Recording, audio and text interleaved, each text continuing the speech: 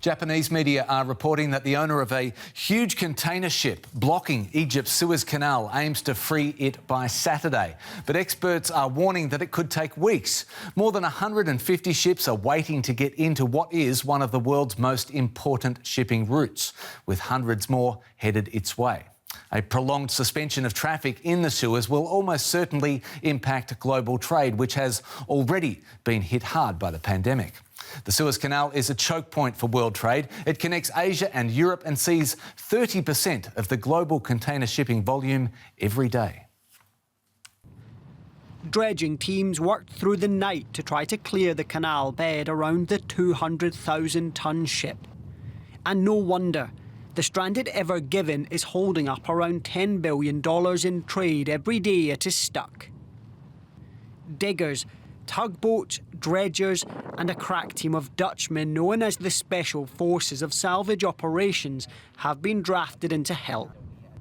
It's thought containers may have to be offloaded to lighten the vessel, though one mistake could spell disaster. The bow is basically in Asia, the stern's in Africa, and the middle is in the middle of the canal. And what you can't do is take a lot of weight off the ends and put a lot of what they call a sagging stress on the vessel. You can conceivably crack the hull, cause an oil spill, but worse, catastrophically fracture the vessel in half, which would close the canal for months, if not years. More than 150 ships are caught in the traffic jam. Each passing day piles on the pressure for global trade routes, already struggling with the coronavirus pandemic. A hiccup like this sort of sets everyone back.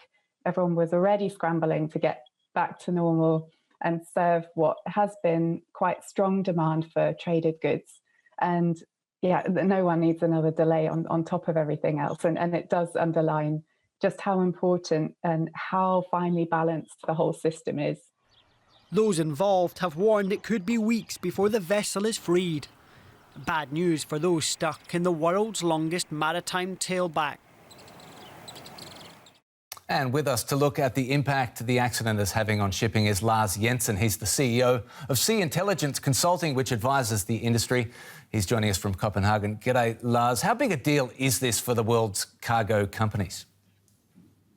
This is becoming a bigger deal for every day that passes. A couple of days, that would have been a minor annoyance, but what we are seeing now is going to have ripple effects on all the container shipping flows. This is significantly increasing the risk. We are going to see congestion in European ports within a week's time or so, and it significantly increases the risk that there will be a shortage of actual containers in Asia, impacting European and North American and all other importers a couple of months from now.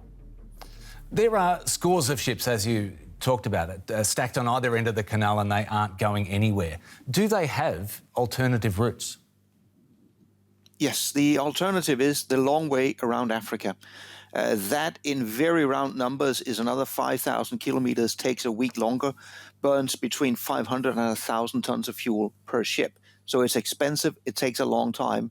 But not only is it theoretically possible, it is actually happening already. As of the last 12 hours, we are now seeing multiple container ships that have been diverted and is now beginning to take the long route. Now let me fact check something. Can a gust of wind really blow such a massive ship sideways as the owner of the ships says it did in this case?